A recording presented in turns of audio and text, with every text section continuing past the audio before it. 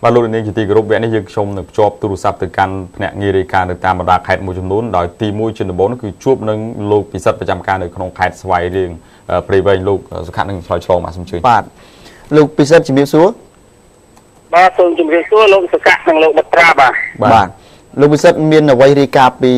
ខេត្តដែលកំពុងតែប្រចាំការបាទថ្ងៃនេះខ្ញុំមានព័ត៌មានមួយពីខេត្តព្រៃវែងបាទគឺនៅឃុំកោះសំពៅរយអង្គាប្រាក់ពីប្រជាកសិករបាទអានខាយយកលុយទៅធ្វើទៅជួសជុលផ្លូវដែលរដ្ឋាភិបាលកំពុងធ្វើបាទហើយយកទៅជួសជុលមែនឬក៏អត់មិនចាក់ថាការពីពេលកន្លងនេះគឺលោកមុំសម្បូរមេឃុំកោះសំពៅដែលជាឃុំដែលជាប់នៅព្រំដែនវៀតណាមនោះបាទក៏ហៅប្រជាពលរដ្ឋចំនួនភូមិដែលស្ថិតនៅក្នុងឃុំកោះសំពៅនោះដើម្បីជួបប្រជុំនឹងដល់កំណត់បែងកម្មករដើម្បីកំណត់តម្លៃបែងកម្មករនិងក៏ដូចជារយអង្គាប្រាក់ពីវិជាកសិករដែលនាំយកត្រូវទៅលក់នៅបែងព្រំដែននោះបាទអាខាយកទៅធ្វើជួសជុលផ្លូវបាទដែលរដ្ឋាភិបាលកំពុងធ្វើបាទប៉ុន្តែជាក់ស្ដែងទៅពេលដែលលោករយអង្គាឬក៏ប្រជុំវិជាបរដ្ឋនោះគឺផ្លូវដែលលោកអាខានឹងជួសជុលគឺពុំទាន់បានធ្វើនៅឡើយទេប៉ុន្តែវិជាបរដ្ឋមួយចំនួនបានលើកឡើងថាបើសិនជាលោកមេឃុំគេប្រាក់ពីវិជាបរដ្ឋក្នុង10000 ដុំក្នុងមួយតោនស្រូវដើម្បីយកទៅធ្វើផ្លូវនោះមែនគឺវិជាបរដ្ឋស្ម័គ្រចិត្តនឹងបងជូនប៉ុន្តែប្រជាពលរដ្ឋមួយចំនួនទៀតបានលើកឡើងថាការដកប្រាក់ពីប្រជាពលរដ្ឋក្នុងមួយតោនស្រូវ10000 ដុំនេះយកទៅជួសជុលផ្លូវនេះលោកពួកគាត់មិនអាចទទួលយកបានទេដែលលើកឡើងថាផ្លូវដែលលោកមេឃុំខាងជួសជុលនេះគឺជាផ្លូវដែលរដ្ឋាភិបាលកំពុងតែធ្វើការជួសជុលប៉ុន្តែដល់មួយរយៈចុងក្រោយនេះគឺដោយសារតែរដូវទឹកជំនន់ជន់ឡើងមកធ្វើឲ្យផ្លូវនេះដាច់ខូចខាតទៅគឺក្រុមហ៊ុនមើលការផ្លូវនេះកំពុងតែរត់ការស្នើសុំទៅក្រសួងអភិវឌ្ឍជនបទក៏ជាក្រសួងទទួលខុសត្រូវដែរដើម្បីស្នើសុំថវិកាបន្ថែមដើម្បីធ្វើការជួសជុលទីតាំងដែលត្រូវទឹកជំនន់ធ្វើឲ្យខូចខាតនេះប៉ុន្តែទន្ទឹមនឹងដែរតាមវិជាប្រវត្តិមួយចំនួនបានដឹងថារយៈកាលកន្លងមកទៅលោកមេឃុំមកសម្បូរមេឃុំកោះសំពៅធ្លាប់បានរយអង្គាប្រាក់ពីវិជាប្រវត្តិទៅទិញពីម៉ងធ្វើស្ពានម្ដងហើយប៉ុន្តែរយអង្គាបានឲ្យប្រមាណឃើញធ្វើចេញទៅស្ពានអ្វីនោះទេហើយលើកនេះគឺចាប់ផ្ដើមរយអង្គាប្រាក់ពីវិជាប្រវត្តិដើម្បីយកទៅធ្វើជួសជុលផ្លូវដែលរដ្ឋាភិបាលកំពុងតែធ្វើទៀតដោយសារទៅប្រជាពលរដ្ឋមានការព្រួយបារម្ភថាអាចជាការជាវិធីសាស្ត្រក្នុងការរកលុយដាក់កប៉ាល់របស់ខ្លួនហើយសូមបញ្ជាក់ផងថាលោកមកសម្បូរដែលជាមេឃុំកោះសំពៅបានអានថាលោកយករយអង្គាប្រាក់ហ្នឹងក្នុងរូបភាពគឺលោកបានបង្កើតជាដែនកម្មករមួយដែលប្រជាពលរដ្ឋដឹកស្រូវទៅក្នុងព្រំដែនកោះសំពៅនេះនឹងមានកម្មករជួយលើកស្រូវពីលើទូកដាក់ចោលទៅក្នុងទូកឲ្យឈ្មោះហើយក្នុងបន្លាយថ្លៃពលកម្មក្នុងមួយតោនស្រូវគឺយក45000 ដុំប៉ុន្តែជាមួយបន្ថែមលើរូបទៅទៀតគឺខាងឃុំសាសុំដក10000 ដងបន្ថែមទៀតពីខាងវិជាកសិករដើម្បីថាយក10000 ដងនេះទៅជាចូលផ្លូវចំនួន3ខ្សែនៅក្នុងឃុំកោះសំពៅនេះប៉ុន្តែក្នុងចំណោម3ខ្សែនេះមានឃុំមួយដែលមានប្រវែង7 គីឡូម៉ែត្រគឺជាផ្លូវដែលរដ្ឋាភិបាលបានកំពុងតែសាងសង់បាទដូច្នេះហើយទើបវិជាបរដ្ឋមានការព្រួយបារម្ភថាអាចជាការរកលេសដើម្បីយកលុយដាក់កប៉ាល់របស់ខ្លួនបាទចុះលោកមេឃុំលោកតបយ៉ាងម៉េចដែរលោកពិសិដ្ឋលោកមេឃុំបានលើកឡើងថាលោកបានកោះប្រជុំវិជាបរដ្ឋដើម្បីពិភាក្សាអំពីបញ្ហានេះមែនប៉ុន្តែលោកបានលើកថាក្នុងករណីដែលប្រជាពលរដ្ឋយល់ព្រមឯកភាពព្រមបង់ឲ្យក្នុង10000 ដុំក្នុងដើម្បីធ្វើផ្លូវនេះគឺលោកចាប់ផ្ដើមធ្វើសាងសង់ផ្លូវហើយលោកនឹងចាប់ផ្ដើមយកលុយប៉ុន្តែបើសិនជាប្រជាពលរដ្ឋមិនព្រមឯកភាពទទួលយកទេលោកក៏មិនធ្វើមិនជួយបានហើយក៏លោកក៏មិនយកលុយពីប្រជាពលរដ្ឋដែរប៉ុន្តែជាក់ស្ដែងលោកបានថាប្រជាពលរដ្ឋដែលលោកក៏ហៅមកប្រជុំទាំង5ភូមិនោះភាគច្រើនគឺបានឯកភាពនឹងទទួលយកទៅបងលុយ10000 ដុំក្នុងមួយតោនស្រូវនេះទៅឲ្យលោកដើម្បីធ្វើការជួសជុលផ្លូវហើយប៉ុន្តែប្រពន្ធពីវិជាបរដ្ឋផ្សេងទៀតបានលើកឡើងថាការកោះប្រជុំវិជាបរដ្ឋនេះគឺ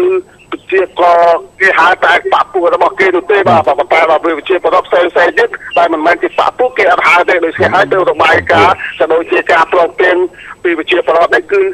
សពតែជាបាក់ពួករបស់គេទៅគេមានការព្រមព្រៀងតែស្រុងមកដល់ឡាយប្រជាប្រដ្ឋដែលមិនបានទៅចូលរួមប្រជុំនោះគឺពួកគាត់មិនបានឯកភាពនឹងអាចមិនទទួលយកនោះទេដោយសារថាផ្លូវជាផ្លូវរបស់រដ្ឋាភិបាលកំពុងធ្វើនេះទៅមកយកលុយពីពួកគាត់ទៅធ្វើការជួសជុលទៀតបាទលោកមេឃុំលោកបកស្រាយត្រឡប់មកវិញយ៉ាងម៉េចដែលប្រជាប្រដ្ឋលោកថាផ្លូវនោះរាជរដ្ឋាភិបាលកំពុងតែធ្វើហើយមិនមែនជាថវិកាឬក៏ទូរនទីរបស់ឃុំដែលត្រូវទៅធ្វើទៅទៀតទេលោកឆ្លើយថាម៉េចវិញលោកវិសិទ្ធលោកមេឃុំមកបញ្ជាក់ថាពិតអ្វីត្បិតតែផ្លូវនេះជាផ្លូវដែលរដ្ឋាភិបាលកំពុងតែធ្វើមែនប៉ុន្តែជាក់ស្ដែងនៅពេលបច្ចុប្បន្ននេះគឺផ្លូវនេះបានខូចខាតស្ទើរតែ40% ទៅវិញទៅហើយជាក់ស្ដែងនេះក្រុមហ៊ុនដែលមកការទទួលផ្លូវនេះគឺគេបានផ្អាកការសាងសង់ទៅហើយដូច្នេះមិនដឹងថាថ្ងៃនេះនឹងអាចចាប់ផ្ដើមធ្វើការសាងសង់ឡើងបន្តទៀតទេប៉ុន្តែបើស្លាយនៅបញ្ហាចំពោះមុខនៅពេលខាងមុខនេះគឺត្រូវប្រជាពលរដ្ឋនៅតាមដងផ្លូវនេះនឹងពិសេសនៅក្នុងឃុំកោះសំពៅនេះទាំងមូលនឹងកាត់ដើមទុកហើយនឹងត្រូវធ្វើការប្រមូលផលហើយដូច្នេះបើសិនជាប្រមូលផលហើយអត់មានផ្លូវពិបាកផ្លូវពិបាកធ្វើដំណើរពិបាកដឹកជញ្ជូនស្រូវទៅធ្វើឲ្យមានការរាំងស្ទះដល់ការចរាចរណ៍កសិផលរបស់ប្រជាពលរដ្ឋទើបបានមានពិភាក្សាជាមួយសុខដើម្បីលើកទីផែនការក៏ប្រជុំប្រជាពលរដ្ឋដើម្បីរៀនទីប្រាក់នេះដើម្បីយកមកជួសជុលផ្លូវនេះតែម្ដងបាទអរគុណលោកតូចសិដ្ឋាបាទសូមបញ្ជាក់តិចលោកតូចសិដ្ឋាប្រធានទេអវត្តជនបទបានលើកឡើងថាផ្លូវនេះគឺជាផ្លូវដែលរដ្ឋាភិបាលកំពុងជួសជុលដល់ជាទទួលជាអ្នកទទួលខុសត្រូវគឺខាងក្រសួងអភិវឌ្ឍជនបទប៉ុន្តែក្រសួងអភិវឌ្ឍជនបទបានមកការទៅឲ្យក្រុមហ៊ុនឯកជនមួយធ្វើហើយពេលបច្ចុប្បន្ននេះគឺក្រុមហ៊ុនឯកជននោះគឺបានផ្អាកដំណើរការសាងសង់ទៅហើយដោយសារតែផ្លូវនេះមានស្ទើរទឹកចំនួនមកខ្លាយធ្វើឲ្យខូចដោយសារខាងក្រុមហ៊ុនឯកជនកំពុងតែអសថវិកាទៅក្រសួងដើម្បីធ្វើការជួសជុលបន្ថែមទៅប៉ុន្តែដោយសារថាក្រសួងមិនទាន់អនុម័តសម្រាប់ថាឬមិនឲ្យធ្វើការរងការកសាងនេះតែម្ដងបាទអរគុណច្រើនលោកវិសិទ្ធជំរាបលាបាទសូមអរគុណសូមជម្រាបលាបាទអញ្ចឹងលោកមេឃុំគាត់ចង់ធ្វើផ្លូវនំទោះបីជាថ្នាក់លើជាអ្នកទទួលបន្ទុកក៏ដោយប៉ុន្តែដោយសារតែវាខូចធ្ងន់ធ្ងរហើយខាងក្រុមហ៊ុនដែលទទួលមកការពីថ្នាក់លើនឹងលោកផ្អាកសកម្មភាពអញ្ចឹងបានជាលោកប្រមូលថវិកាពីបងប្អូនប្រជាពលរដ្ឋផលបងប្អូនប្រជាពលរដ្ឋលោកមើលឃើញថាអាហ្នឹងបោះថ្នាក់លើឬក៏សួងអវត្តជនបទជាអ្នកធ្វើអញ្ចឹងលោកមេឃុំរៃលុយយកទៅធ្វើអីគាត់ឆ្ងល់អញ្ចឹងណាអញ្ចឹងតើជួបគ្នាដែលមានថ្នាក់ខេត្តឬក៏ថ្នាក់មន្ទីរអវត្តជនបទទៅសម្របសម្រួលអាចដឹងហេតុដឹងផលគ្នាធ្វើការងារជាមួយគ្នាកើតបាទអរគុណឥឡូវភ្ជាប់ទូរស័ព្ទទៅកាន់ភ្នាក់ងាររបស់យើងមួយរូបទៀតនៅក្នុងខេត្តបាត់ដំបងគឺលោកកាំងរីបាទជម្រាបសួរលោកកាំងរីបាទជំរាបសួរលោកវត្រានិងលោកសុខាបាទព្រឹកនេះមានព័ត៌មានអ្វីដែរបាទដល់ព្រឹកនេះមានសេចក្តីរាយការណ៍មួយបាទសិស្សានុសិស្សវិទ្យាល័យព្រះមនីវង្សទទួលបានសិភៅប្រវត្តិសាស្ត្រកម្ពុជាប្រជាធិបតេយ្យចំនួន 3000 ក្បាលឯនោះបាទសូមជឿបាទយ៉ាងម៉េចទៅបាទលោកវត្រាបាទសំទោសបាទលោកឌីខាំបូលីបាទអ្នកនិពន្ធសិភៅប្រវត្តិសាស្ត្រកម្ពុជាប្រជាធិបតេយ្យឆ្នាំ 1975 ដល់ឆ្នាំ 1979 បានថ្លែងថាសៀវភៅប្រវត្តិសាស្ត្រកម្ពុជាប្រជាធិបតេយ្យនេះត្រូវបានបកប្រែជាភាសាបរទេសចំនួន 5 ភាសាក្នុងនោះមានភាសាអង់គ្លេសភាសាបារាំងភាសាចិនភាសាវៀតណាមនិងភាសាជប៉ុនហើយនឹងបោះពុម្ពជាង 500,000 ក្បាលចែកទៅដល់អនុវិទ្យាល័យនិងវិទ្យាល័យជាង 1,700 នៅទូទាំងប្រទេសកម្ពុជាបាទហើយលោកបានបន្តថាសៀវភៅប្រវត្តិសាស្ត្រកម្ពុជាប្រជាធិបតេយ្យចំនួន 3,000 ក្បាលត្រូវបានចែកដល់វិទ្យាល័យព្រះមនីវង្សទៅកាន់សិស្សានុសិស្សដែលមិនបានអានសៀវភៅនេះដែលជាផ្នែកមួយនៃកិច្ចខិតខំប្រឹងប្រែងដើម្បីអប់រំប្រជាពលរដ្ឋកម្ពុជាដែលរស់នៅក្នុងនិងក្រៅប្រទេសបង្កើនការយល់ដឹងនិងការយោគយល់គ្នាផ្នែកប្រវត្តិសាស្ត្ររវាងប្រទេសកម្ពុជានិងប្រទេសជិតខាងក៏ដូចជាប្រទេសនៅក្នុងតំបន់នៅលើពិភពលោកដើម្បីបង្កើនការយល់ដឹងជាសកលអំពីមូលហេតុដែលបង្កឲ្យមានអំពើប្រល័យនិងផលប៉ះពាល់នៃអំពើប្រល័យពូជសាសន៍នៅកម្ពុជាបាទហើយនៅក្នុងនោះលោកបានបន្តថាមជ្ឈមណ្ឌលឯកសារកម្ពុជានិងក្រសួងអប់រំយុវជននិងកីឡាបានសហការធ្វើកិច្ចការជាច្រើនក្នុងក្របខ័ណ្ឌនៃគម្រោងស្តីពីការបង្រៀនប្រវត្តិសាស្ត្រកម្ពុជាប្រជាធិបតេយ្យដល់សិស្សានុសិស្សជំនាន់ក្រោយដើម្បីទទួលបទពិសោធន៍ពីអតីតកាលនៃប្រវត្តិសាស្ត្រប្រទេសរបស់ខ្លួនធ្វើជាមេរៀនដើម្បីខ្លាយខ្លួនទៅជាកម្លាំងចលករសម្រាប់ការផ្លាស់ប្ដូរប្រកបដោយសន្តិភាពនៅក្នុងសង្គមនិងជាកោសិកាសង្គមដែលអាចកសាងប្រទេសជាតិឲ្យទទួលបាននូវសុខសន្តិភាពការផ្សះផ្សាជាតិនិងការទប់ស្កាត់អំពើប្រល័យពូជសាសន៍នាពេលអនាគតបាទដោយអញ្ជើញជាអធិបតីក្នុងពិធីចែកសៀវភៅអាដាមអឹមកុចរដ្ឋលេខាធិការក្រសួងអប់រំកាន់សិស្សានុសិស្សជាង 4,000 នាក់ថា សិស្សនុសិស្សបងទាំងអស់គ្រាន់តែរៀនស្ដាប់គិតមិនគ្រប់គ្រាន់ទេបាទបំណិតជីវិតដែលភាសាអង់គ្លេសប្រែថា life skill បាទនេះចេះអង់គ្លេសទៀតត្រូវចេះរៀនចេះដោះស្រាយសំណួរចេះដោះសំណួរចេះបំណិតជីវិតត្រូវចេះយកចំណេះទៅប្រើប្រាស់ជាជំនាញ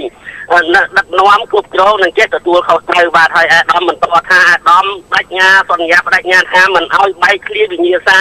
មិនឲ្យបង្ខំវិញ្ញាសាទៀតឡើយត្រូវទុកកំណត់ជីវិតនៅក្នុងខួរក្បាលបងប្អូនព្រោះបងប្អូនរៀនត្រូវចេះទុក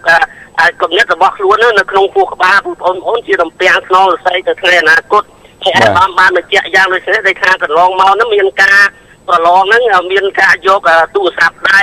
ទំនើបហើយអនឡាញអ៊ីនធឺណិតគ្រប់ប្រភេទចូលហើយឥឡូវអាដាមសន្យាថាបើអ្នកណាយកចូលទៀតបងប្អូនណាយកចូលគឺឲ្យធ្លាក់ដោយស្វ័យប្រវត្តិបាទ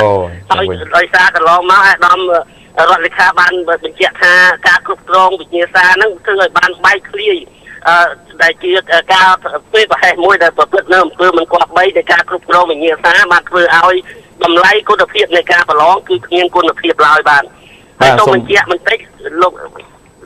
បាទសូមជឿលោកអភិរុននាយកវិទ្យាល័យព្រះមនីវង្សលោកខ្លែងហាវិទ្យាល័យព្រះមនីវង្សសរុបសិស្សហ្នឹងជាង4049នាក់ក្នុងនោះស្រី2003នាក់លទ្ធផលប្រឡងឆ្លងភូមិសិក្សាសម្រាប់ឆ្នាំទី9ហ្នឹងសិស្សប្រឡងជាប់ហ្នឹង337នាក់ស្រី177នាក់បានមិនន័យថាត្រូវជា100%ហើយឆ្នាំ12ហ្នឹងគឺ990នាក់ស្រី492នាក់ត្រូវជា97កដកសញ្ញា73%បាទសេចក្តីរាយការណ៍របស់ខ្ញុំមានប៉ុណ្ណេះបាទលោកបាទសូមអរគុណសូមជម្រាបលាលោកកាំងរីឥឡូវគឺបានមកដល់ម៉ោងរបស់យើងទៀតហើយសម្រាប់សិនប៉ុន្តែសូមអនុញ្ញាតខ្លីបន្តិចឯគាត់ថាជារឿយអ្នកសិក្សាស្រាវជ្រាវរកឃើញថានិស្សិតក៏ដោយសិស្សក៏ដោយរបស់ខ្មែរយើងមិនសូវជាចូលចិត្តអានទេសូម្បីតែមុខវិជ្ជាដែលខ្លួនរៀនក៏មិនសូវអានដោយយើងមិនទាន់គិតដល់អានដើម្បី